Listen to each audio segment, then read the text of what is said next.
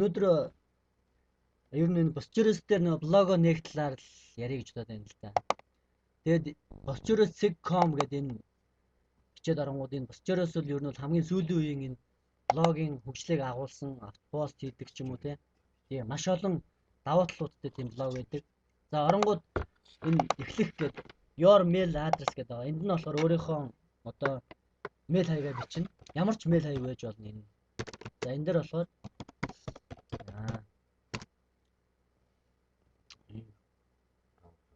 даутраас за ингээд дээр нь хаягаа бичлээ. Энд болохоор тухайн хүн шинээр пассворд бичсэн ч болно. Эсвэл өөрийнхөө одоо тухайн mail хаягны тийм мэйлийг бичсэн ч болно.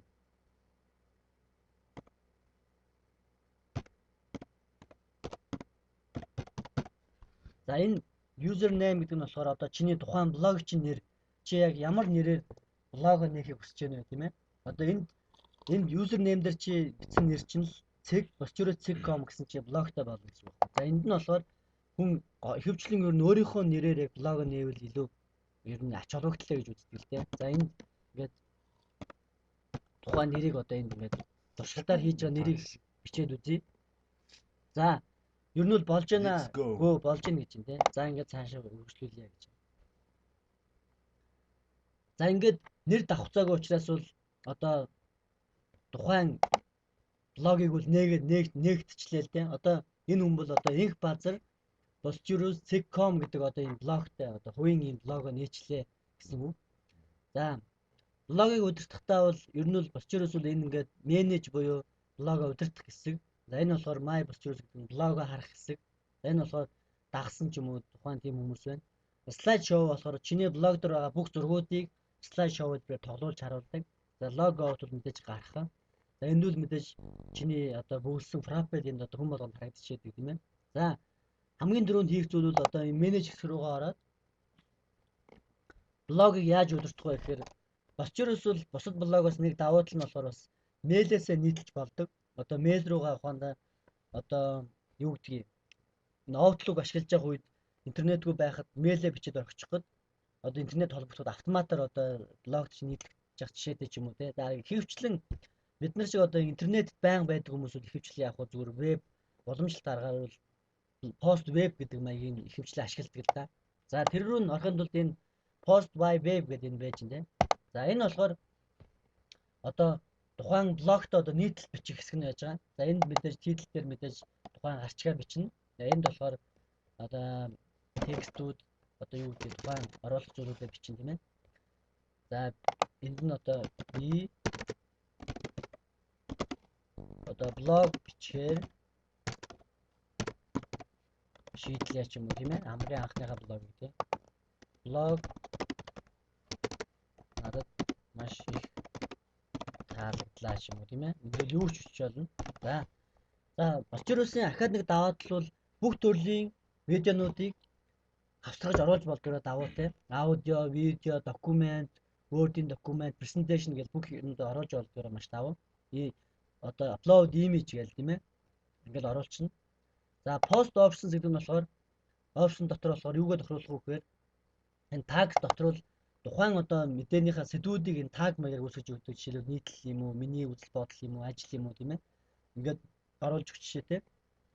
За энэ автопост болохоор чиний сошиал медиануудаа энэ Boscherus-тойгоо холбоснороо чиний сошиал медиа, Twitter, Facebook-ээр чиний блог нийтлэлийг чинь тарааж өгдөг маш давуу. За ийм тохируулгын хэсэг байдаг.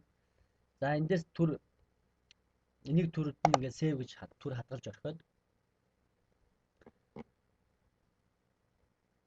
За ингээд хадгалчлаа. Жохор за cancel гэдээ гарлаа. Миний одоо энэ блогинг хэсгээс гарлаа. За хамгийн ихний тохируулах зүйл бол энэ your account гэж байгаа. Энэ болохоор чиний одоо аккаунт буюу чиний данс тийм ээ. Чи өөрийнхөө энэ профайлыг бүглэх ёстой. За энэ дотор чи өөрийнхөө профайл дотор нь өөрийнхөө профайлыг хамгийн түрүүнд бүглэнэ. Одоо чиний бүтэн нэр тийм ээ. Одоо нэг баг ингээл тийм ээ. Тухайн туршигчийн бүглэж яана л да. За ингээд никнейм нь одоо ингэ байж байгаа. За энд өөрийнхөө зургийг choose file гэж одоо сонгоо тийм ээ файл гэдэг ингэ оруулчихна. Би өгд нь болохоор одоо давчхан өөрийнхөө тухайн энд одоо ингэ бичих хэрэгтэй тийм. Би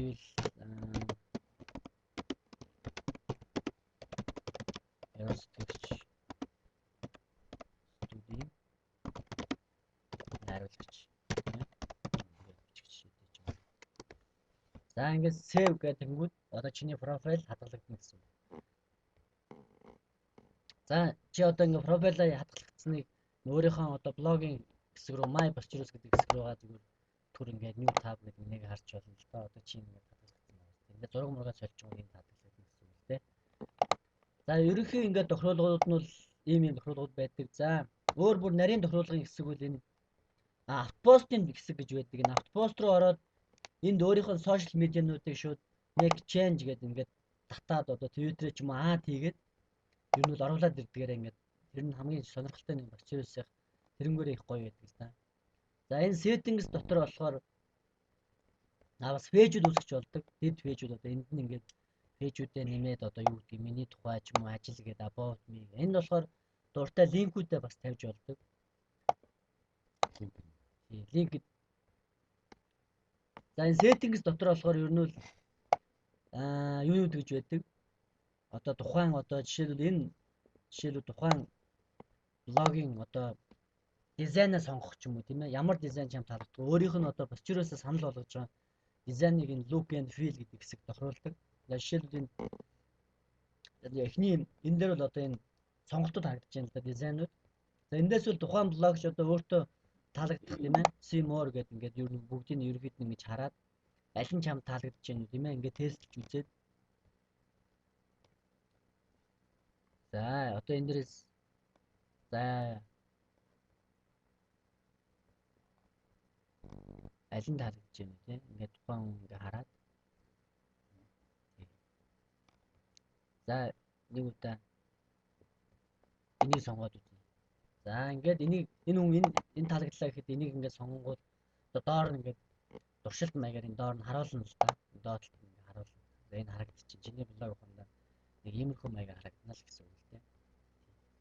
Доор нь тайлбар юм тийм. За ингээд таалагдчихвэл save гэ таалагдахгүй байвал дахиад дээрээсээ ингээд хэлээд сонгох жишээтэй ч юм уу тийм. За энэ custom хэсэгт болохоор одоо энэ тухайн блогийн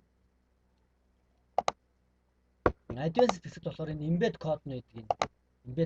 Embed code орчинд одоо ажлыг хийх юм бол одоо энэ advanced хэсэгт үл ерөнхийдөө ингээд код руу ажиллаж болно л доо. Expand гэдэг кодууд нь орж байна. За custom.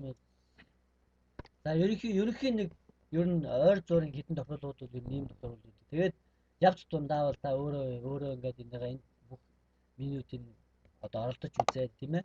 Тэгээд лого нийтлээд хүмүүсээ суралцсан авахд бол аяндаа ингээд блог чинь хөгжиж явчихна. Тэгээд ер нь бол блог гэдэг бол таны өөрийн чинь тийм ээ хувийн вебсайт, хувийн телевизэр, хувийн радио, хувийн сонин таны хувийн том одоо хэвлэл мэдээллийн хэрэгсэл буюу захим орчин таны үүсгэж байгаа таны өөрийн маш том орон зай гэж ер нь ойлгож болно. Тэгээд бүгдээрээ блог нээгээд блогоо хөгжүүлээд дэлхийд дахин ер нь захим одоо энэ орон зайд тийм ээ өөрсдөө хийж байгаа зүйлийг хүмүүст үзүүлж харуулж энэ боломжийг бас ашиглаарай гэж залуучуудаа хэлмээр байна.